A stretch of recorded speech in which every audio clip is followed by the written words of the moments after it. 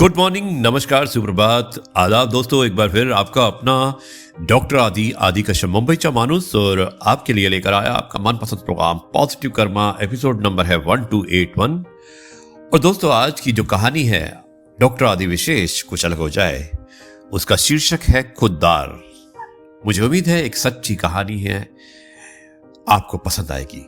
शुरुआत करता हूं इस कहानी की कुछ इस प्रकार। यह कहानी एक ऐसे छात्र की है जो बेहद ही गरीब परिवार से था। उसे 2 वक्त की रोटी के लिए भी खुद की खड़ी मेहनत करनी पड़ती थी, यानी कि उसको बहुत मेहनत करनी पड़ती थी अगर उसको 2 वक्त की रोटी भी खानी है।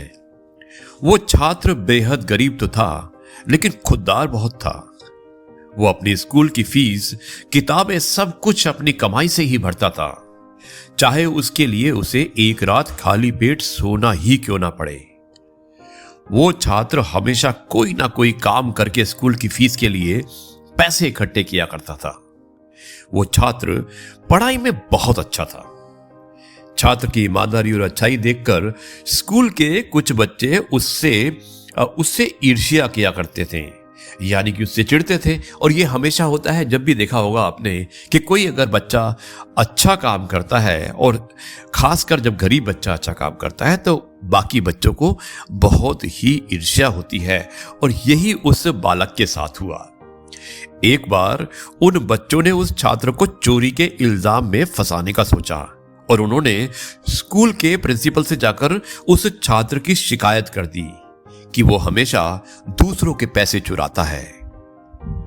पैसे चुराकर वो स्कूल की फीस भरता है और किताबें खरीदता है। बच्चों ने प्रिंसिपल से छात्र को उचित दंड देने के लिए भी कहा। प्रिंसिपल ने कहा कि बच्चों, वो इस बात की जांच कराएंगे, और अगर वो दोषी हुआ तो उसे उचित दंड अवश्य मिलेगा। प्रिंसिपल ने छात्र के बारे में पता लगवाया, तो उन्हें मालूम पड़ा कि वो छात्र स्कूल के बाद खाली समय में माली के यहां सिंचाई का काम करता है। उस काम से जो पैसे मिलते हैं, वो उससे अपने स्कूल की फीस भरता है और किताबें भी खरीदता है। अगले दिन प्रिंसिपल ने उस बच्चे को सबके सामने बुलाया और उससे पूछा कि तुम्हें इतनी दिक्कत होती है तो तुम अपने स्कूल की फीस माफ क्यों नहीं करवाते। छात्र ने उत्तर दिया कि अगर मैं अपनी सहायता खुद कर सकता हूं तो मैं खुद को बेबस क्यों समझूं और फीस माफ क्यों करवाऊं। आखिर दूसरे बच्चों के माता पिता भी तो मेहनत करके ही फीस देते हैं, तो मैं भी मेहनत करके ही अपनी फीस जमा करता हूं। इसमें गलत क्या है। वैसे भी आपने ही सिखाया है कि कर्म ही सबसे बड़ी पूजा है। छात्र की ये बातें सुनकर प्रिंसिपल का सर गर्व से ऊंचा हो गया और दूसरे बच्चों को शर्मिंदगी महसूस हुई। जी हां दोस्तों, हम बात कर रहे हैं महान लेखक बंकिम चंद्र चट्टोपाध्याय जी की, जिनके बारे में एक कहानी थी और आपने अवश्य इनका नाम भी सुना होगा। आज की कहानी आपको कैसी लगी, आपको यह बताना तो अवश्य है, लेकिन यही लड़का, यही छात्र बड़ा होकर सदानंद चट्टोपाध्याय के नाम से भी जाना जाने लगा। सदानंद चट्टोपाध्याय को बंगाल के शिक्षा संगठन के डायरेक्टर का पद भी मिला था। और दोस्तों, इस कहानी से हमें यही शिक्षा मिलती है कि हमेशा इंसान को अपने कर्मों पर विश्वास रखना चाहिए।